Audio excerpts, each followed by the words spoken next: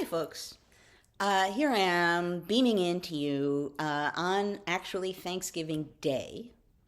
And the pieces that needed to come together for us to be live on Friday morning did not come together.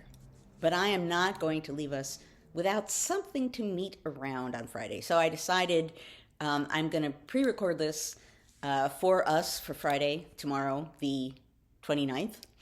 And I'm going to do two things for you on this day after Thanksgiving when you will be seeing this. Number one, I did indeed go online and find two Thanksgiving related things to offer you.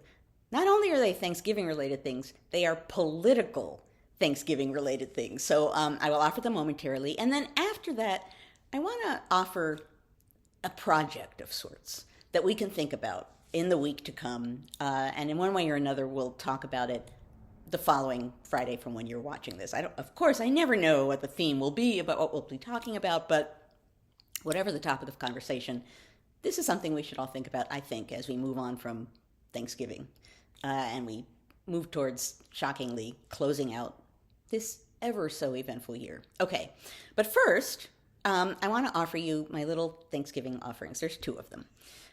One of them, and I'm scrolling around here so I can get it up so I can read it to you. One of them is a letter from George Washington Adams to Louisa Catherine Johnson Adams. So I believe George Washington Adams is John Quincy Adams' oldest son. I think he's writing to his mother, actually. And the part that struck me when I was searching around was this. He says to her, I spent the last week, Thanksgiving, in Quincy, Massachusetts. Charles was there and very agreeable. Grandfather, tolerably well and quite composed and calm. I assume that's John Adams. The week passed off merrily, and we heard of elections and intrigues only from the newspapers, which at Quincy one is inclined altogether to neglect. Okay, so I offer that to you because I hope wherever you were, whatever you were doing, whether you were gathered around a meal or not on Thanksgiving, that you heard of elections only from newspapers that you ignored. I hope you did not have fierce political conversations at your Thanksgiving table, at least not at the table. Afterwards, maybe before. So anyway, I wish you that peace, whatever happened on your Thanksgiving day. Okay, the second thing that I found very interesting is actually from December 11th, 1818. And it's from James Madison to James Monroe. And James Madison, for some reason, was thinking about religious proclamations. I gather that there was something said publicly about whether religious proclamations were appropriate or whether they were unconstitutional. And surprise, surprise, religion and the state were being debated. And at this point, Madison is president, so he's thinking about this. And I guess a newspaper said Mr. Madison would never recommend a fast day, but at the solemn request of Congress. So anyway, Madison's thinking, religious Thanksgiving days, and he writes to Monroe and says, Washington, I seem to remember Washington giving some kind of Thanksgiving proclamation. And in the case of Washington, apparently, he did it at the beginning of 1795. So it was a New Year Thanksgiving kind of proclamation, not the day that we are all celebrating right now.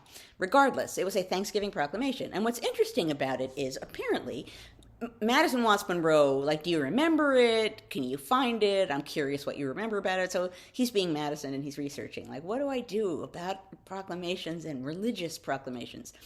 This particular one was drafted apparently by Alexander Hamilton, surprise, in 1795. And Attorney General Edmund Randolph wrote in the margin on that draft, this proclamation ought to savor as much as possible of religion and not too much of having a political object, which is interesting, right? It's a president making a proclamation, and Randolph is like, I don't think this should be political. I think this should be religious. Hamilton replies to that note and says, a proclamation by a government, which is a national act, naturally embraces objects which are political. This is a mere benevolent sentiment in unison with public feeling, which, without insisting, wishes a state of things propitious to those who come. Okay, so there you have Hamilton, the Federalist, saying regarding a statement coming from even though he was trying to be an umpire who was neutral, a Federalist president, he's saying, of course it should be political. It's the president addressing the nation. It's political. And there you have Randolph saying, oh, no, no, no. We shouldn't be talking about politics at all. And of course, Randolph is a Republican. One way or another, this Thanksgiving statement was being politicized.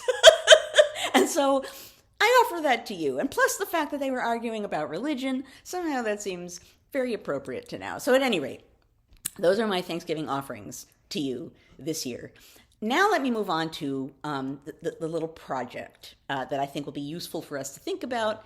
And one way or another, we can see what happens with whatever the heck topic we're going to talk about a week from when you are watching this, because who knows what it'll be, because we never know, because who the heck knows what's going to happen in those 7 days. But regardless, I'd like us all to think about 3 things before we next meet. Number 1, honestly, what is something that you are thankful for? And why don't we stick to politics? Something that you are thankful for politically right now. Whatever that is, think about something that you are thankful for politically. Then think about something you are really not thankful for politically. I have a long list. I'm sure some of you do too. Think about something you are really supremely not thankful for politically. And then, importantly, and maybe most important of all, think about what you can do going ahead to work towards fixing that, whatever that may be. And maybe that will be something you can do on your own. Maybe that will be something you can do bringing people together to work together to get in the way of or push back against whatever that thing is that you're not thankful for. But think about those 3 things. I am thankful for X politically. I'm really not thankful for Y politically. And what am I going to do about it? And how am I going to do it? And with who? To push back, to get in the way of that thing that I'm not thankful for. Because we all need to be thinking about that. We're moving into a place, some of us are happy about it, and some of us are not. And for those of us who are not happy about it, think about how you're going to deal with this. And granted, we all deserve to be nice to ourselves, particularly at this moment, because this is a hard moment for any number of reasons. So I hope that all of you on this Thanksgiving Day, whether you're with people, whether you're by yourself, whether you're eating a big meal, whether you're not eating a big meal, whatever the heck it is you're doing on Thanksgiving and the day after Thanksgiving, I hope you're finding a way to be nice to yourself, because we all deserve to be nice to ourselves, because we got a lot of stuff to do going forward, and we'll be doing it both independently and together. We will. And we will still be here as a community, sort of working our way through things as they come. So, I guess as they say, gird your loins, right? Relax, get yourself happy and strengthen yourself because there's work going ahead. Think about that for this Thanksgiving. Think about things that actually, and it might be hard at this moment to think about a political thing you're thankful for, but there are many, and I bet you can think of some. And go through this project at this particular moment when I think everyone's thinking about thanks. That was almost a tongue twister. Anyway, humor me and do this. We will find a way to talk about this next week. As a way to prepare ourselves for, shockingly, the end of this year. How did we get here? I don't know, in ever so many ways, but here we are almost in December.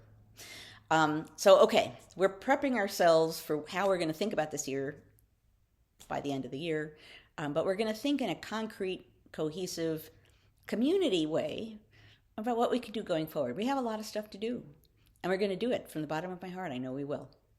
We will do everything we can to get in the way of what we do not like, to push back against what we think is unfair, and to make things better. Okay, that said, I actually have a mug, and it's not Mr. Grumpy. I did not think Mr. Grumpy was appropriate for Thanksgiving. So I have a mug. Let me tell you the story of the mug. So I ordered things from the Harris Walz campaign a long time ago. And I gather that they must have been so overwhelmed by people ordering things that they didn't get around to fulfilling all the orders for a while. So I received this last week, and it kind of hurt.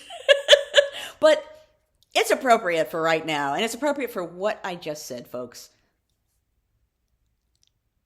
When we fight, we win.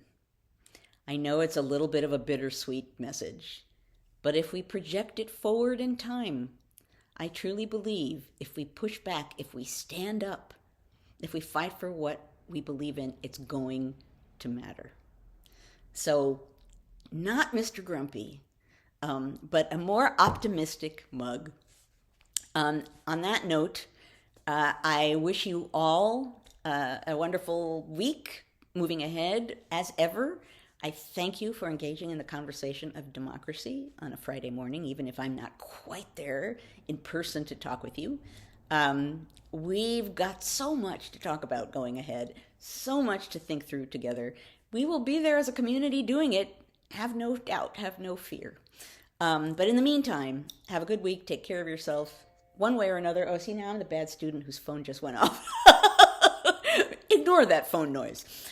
Whatever you're doing, take care of yourself. Be nice to yourself. Stay well. And I will see you guys all next week. Bye, everybody.